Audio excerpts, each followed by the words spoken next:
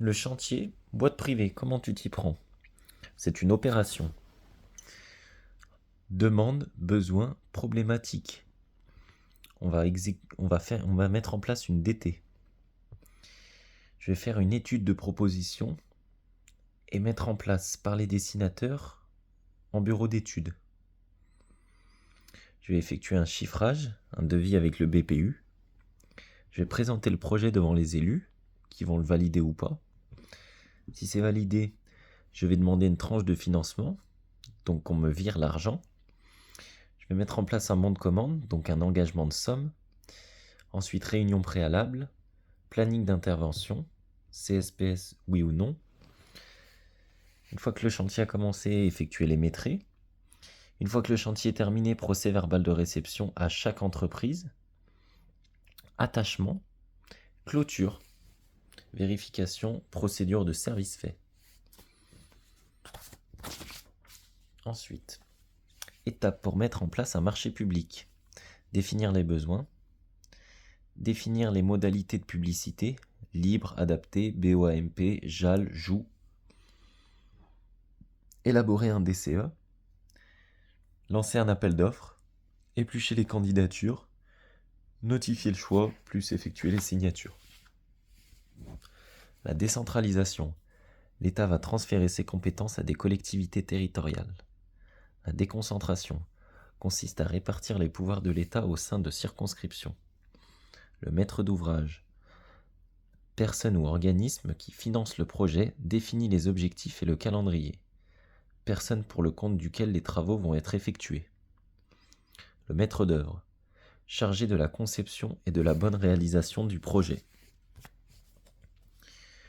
Rôle du technicien auprès de l'élu.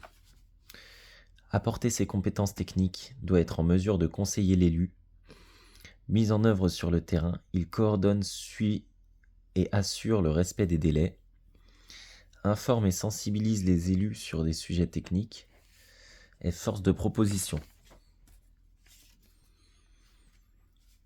Les grandes lois. La loi NOTRe, nouvelle organisation territoriale de la République. Clarifier les compétences des collectivités. Renforcer le rôle des régions. Mettre en place une meilleure cohérence territoriale. On part du principe que des collectivités plus grandes sont plus adaptées pour de nombreux domaines de compétences, comme le logement, l'emploi ou l'écologie. En 2015. Ensuite, la loi MAPTAM de 2014. Modernisation de l'action publique territoriale et affirmation des métropoles. Pareil, clarifier les compétences des collectivités, renforcer les compétences des métropoles. La loi 3DS. Différenciation, déconcentration, décentralisation, simplification.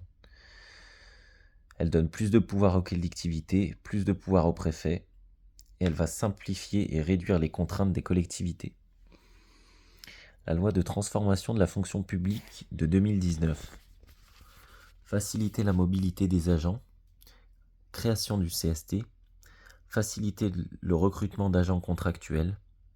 Mieux accompagner les agents en situation de handicap. En fait, elle est destinée à moderniser les pratiques dans la fonction publique. Une question liée au bien-être au travail. Mettre en place un climat de communication avec les collaborateurs. Donner du sens à la tâche. Valoriser les compétences des agents. Encourager à la formation et à l'évolution.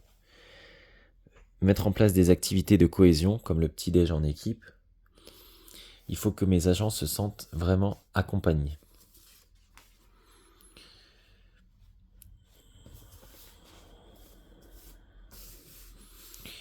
Étape de la mise en place d'un projet. Problématique, besoin, définir des objectifs, mettre en place une étude de faisabilité, rédiger un document décrivant précisément le projet, exemple DCE, lancer un appel d'offres, choisir le prestataire, mettre en place une réunion préalable avec un planning, une gestion des risques, faire un suivi régulier, évaluer les résultats, rédiger un rapport, signature du procès verbal, clôture. Les différents types de management. Le directif donne des consignes et des objectifs précis. Assume les décisions prises. L'explicatif, proche du directif, néanmoins le manager explique pourquoi il a donné ces consignes-là. Explicatif ou persuasif, bien évidemment. Délégatif, le manager va déléguer les responsabilités et les tâches à ses agents. Équipe plus autonome, agents motivés. Participatif, le manager va donner aux employés la possibilité de participer à la prise de décision. Ça va favoriser l'implication des agents. Définition d'un marché public. Un marché public est un contrat à titre onéreux entre une entité adjudicatrice acheteuse. Donc un marché public est un contrat à titre onéreux entre une entité adjudicatrice acheteuse et une personne ou entité souvent privée, mais aussi publique vendeuse, pour répondre à un besoin en termes de fourniture, services ou travaux. Au niveau du chiffrage dans le DCE, il y a le DPGF, décomposition du prix global et forfaitaire, qui correspond au BPU, et le DQE, le détail quantitatif estimatif.